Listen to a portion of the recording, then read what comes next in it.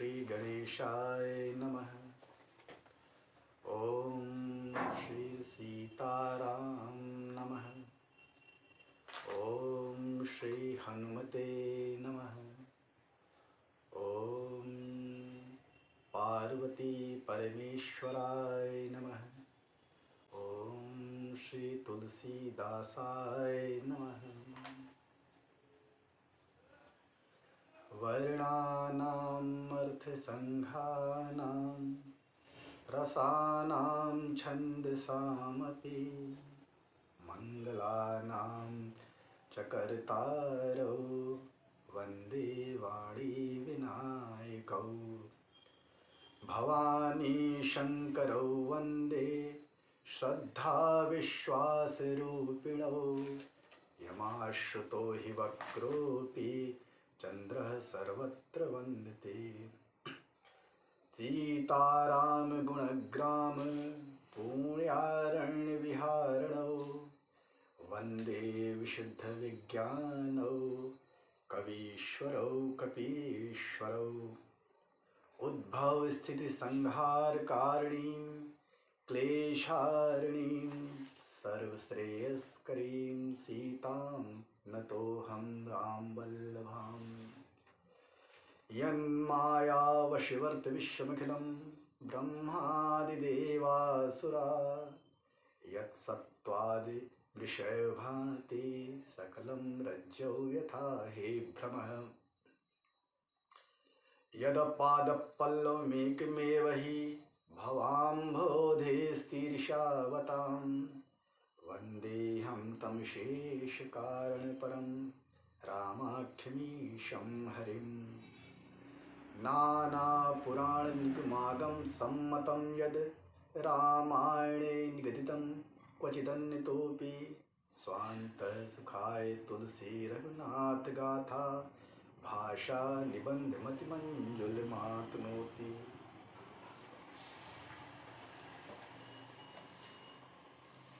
असतो मा सद्गमय तमसो मा ज्योतिर्गमय मृत्योर्मामृतमगमय।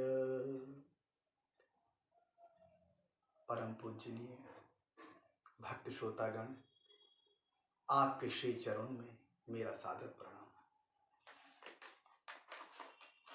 साथियों, अक्टूबर माह के आते आते लगभग पूरा हिंदुस्तान राममय होने लगता है। दशहरा, दीपावली, देवोत्थान एकादशी, इन सबसे उठने वाली श्री राम भक्त की बयार सभी हरिभक्तों को धीमे धीमे करके अपनी आगोश में भरने लगती है। जगह जगह पर रामलीला का मंचन होता है, राम कथा का आयोजन होता रहता है और इसके परिणाम स्वरूप पूरे वर्ष भर हम भक्तों के जीवन में एक राम रस की खुमारी भरी रहती है। किंतु इस वर्ष ऐसा नहीं हो पाया, क्योंकि एक महामारी की वजह से हम सभी अपने अपने घरों में ही रहे। यद्यपि हरिभक्त राम कथा कर सकते थे एक दूरी बनाकर, लेकिन जो सरकार का प्रयास था इस महामारी से लड़ने का, उसमें हम राम भक्तों का सहयोग भी जरूरी था। इसलिए कहीं भी राम कथा नहीं हुई। हो सकता है कुछ स्थानों पर छुटपुट राम कथाएं हुई हों। इस वजह से मन में एक तकलीफ थी कि ये वर्ष सूना न जाने पाए। राम कथा होनी ही चाहिए, और साथ ही साथ कुछ मन में भगवान की प्रेरणा हुई, जिसकी वजह से मैं राम कथा तो नहीं, लेकिन सुंदर कांड कथा को आप सबके समक्ष रखने का एक प्रयास कर रहा हूं, एक दुस्साहस कर रहा हूं। मेरे द्वारा इस कथा को कहने पर अगर आपको कुछ भी इस कथा में जरा भी कुछ अच्छा लगे तो ये मानिएगा कि इसमें माता शारदा का आशीर्वाद है, माता शारदा की दया है। और माता शारदा भी उसी के कंठ पर निवास करती हैं, उसी की लेखनी पर निवास करती हैं जिन्हें प्रभु श्री राम का आशीर्वाद है। बाबा तुलसी मानस में लिखते हैं, सारद दारु नारी सम स्वामी, सारद दारु नारी सम स्वामी, राम सूत्रधर अंतरयामी, राम सूत्रधर अंतरयामी। और जेहि पर कृपा करहि जनु जानी, जेहि पर कृपा करहु जनु जानी, कबीर अजीर नचावहि बानी, कवि उर अजीर नचावहि बानी। कवि के हृदय रूपी आंगन में प्रभु श्री राम माता शारदा को जिस तरह चाहते हैं वैसा नृत्य कराते हैं।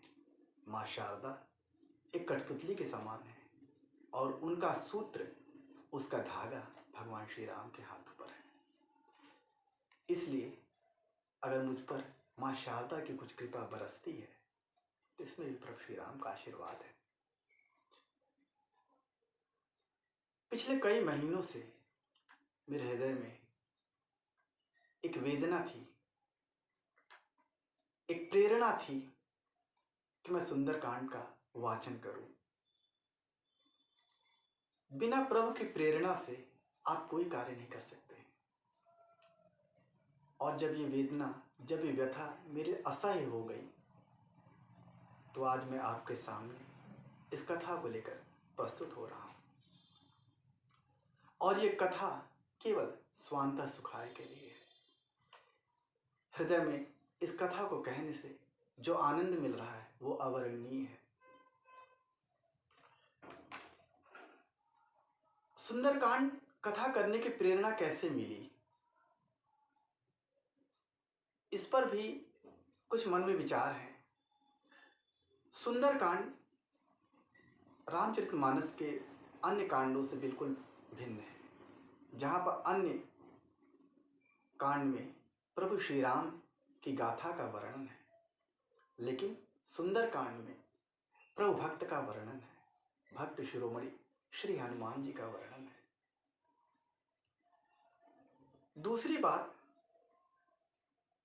हनुमान जी रुद्रावतार हैं, वे 11वें रुद्रावतार हैं। इसलिए हनुमान जी की कथा, सुंदरकांड की कथा देखा जाए तो महादेव की ही कथा है। एक बार जब याज्ञवल्क्य जी भरद्वाज ऋषि के आश्रम में गए और उन्होंने राम कथा सुनाने से पहले भरद्वाज ऋषि को शिव कथा सुनाई। और वे कहते हैं, शिव पद कमल जिनहि रति नाही, राम ही ते सपने न सुहाई, बिनु छल विश्वनाथ पद नेहु, राम भगत कर लक्षण हेहु। जो श्री राम से स्नेह करते हैं, जो श्री राम का आदर करते हैं, जो श्री राम के भक्त हैं, वे निश्चित रूप से महादेव के भी भक्त होंगे।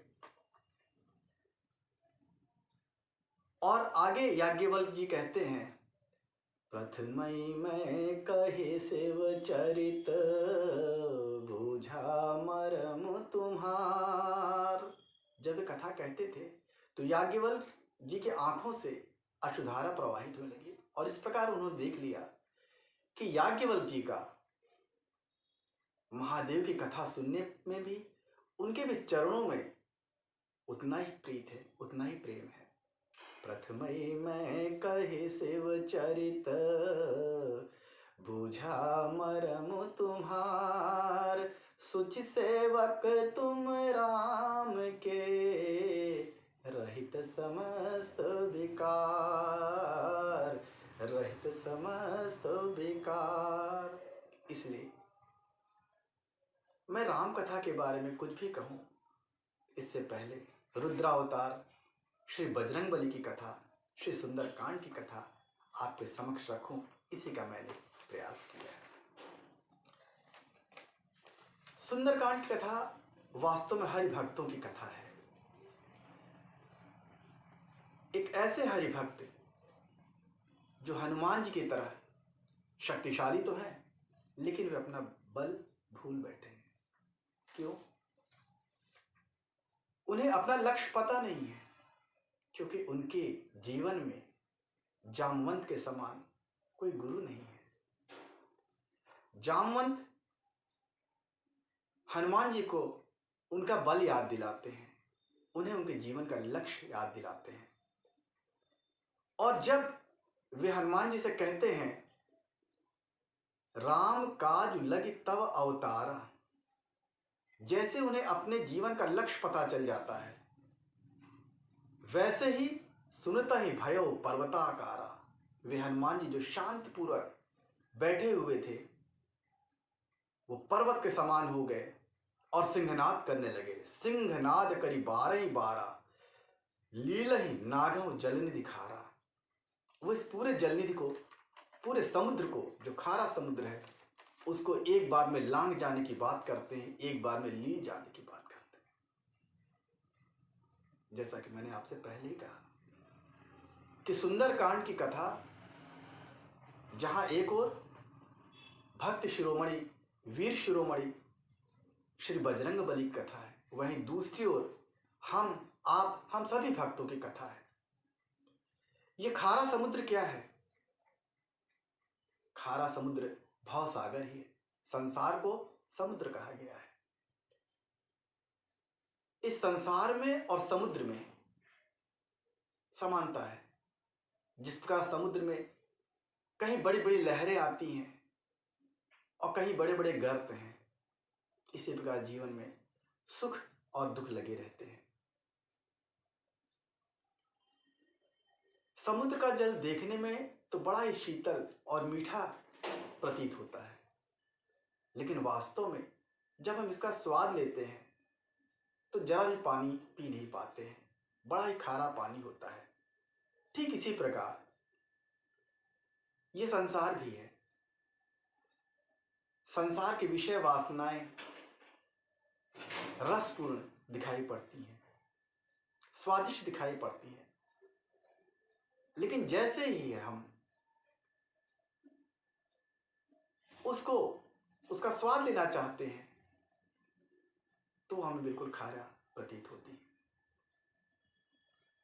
और हम इस संसार के दुखों से डरकर इसको पार नहीं कर पाते। लेकिन अगर हमारे जीवन में जामवंत के समान गुरु आ जाते हैं और वे बताते हैं कि हमारे अंदर कितना बल है, तो हम सब के अंदर एक जोश आ जाता है। और सीता क्या है? अगर हनुमान जी समुद्र के इस ओर हैं तो माता सीता, माता जानकी उस ओर है।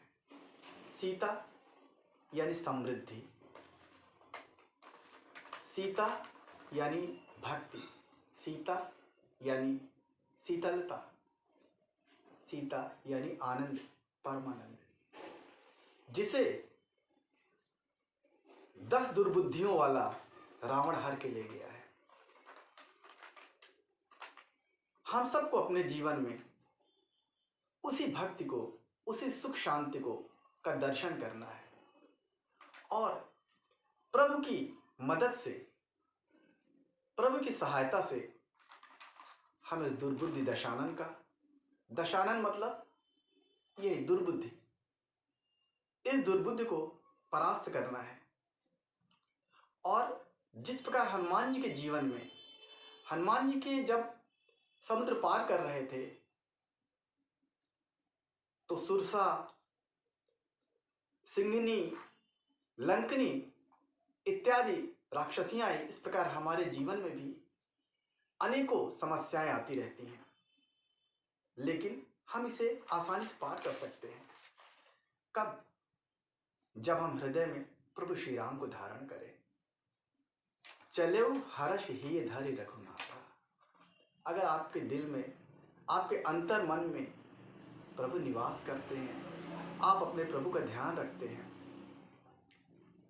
और आपके गुरु ने आपको जीवन का लक्ष्य बता दिया है और आप उस लक्ष्य को एक राम कार्य समझकर प्राप्त करने की कोशिश करते हैं, प्रभु का सहारा लेते हैं, तो निश्चित तौर पर आपको सफलता मिलेगी, आपके जीवन में सुख शांति आएगी। आज इस प्रथम भाग को मैं अपनी वाणी को विराम देकर समाप्त करूंगा, लेकिन इससे पहले ही भगवान श्री राम की आरती होगी। इस बीच आप मनन करिएगा कि आपका गुरु कौन हो सकता है, आपके जीवन का लक्ष्य क्या है, इसे कैसे हम खोजें। सबसे पहले तो लक्ष्य ही पता करें कि क्या लक्ष्य है और किस प्रकार से उस लक्ष्य को हासिल करके हम अपने जीवन में सुख शांति लेंगे। आगे के खंड में हनुमान जी की कथा भी कही जाएगी और साथ ही साथ आप उसे भक्तों के जीवन के साथ भी उसकी अनुरूपता को, उसकी समानता को महसूस करेगा। लेकिन सबसे पहले हम लोग श्री रामचंद्र जी की आरती करते हैं, उन्हें अपने हृदय में धारण करते हैं।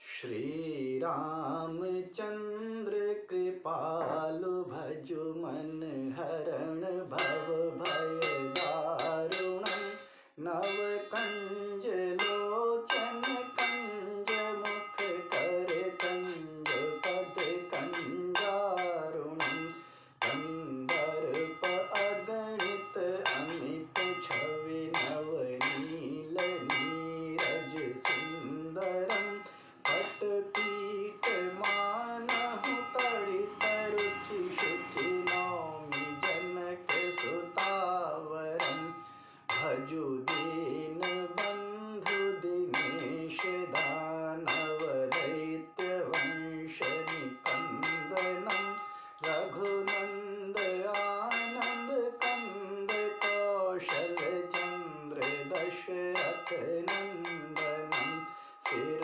मुकुट कुंडल तिलक चारुदार अंग विभूषणम आजानुभुज शर चाप धर संग्राम जित खर दूषणम इति वदति तुलसीदास शंकर शेष मुनि मनरंजनम मम हृदय कंज निवास कुरु कामादिखल दल गंजनम।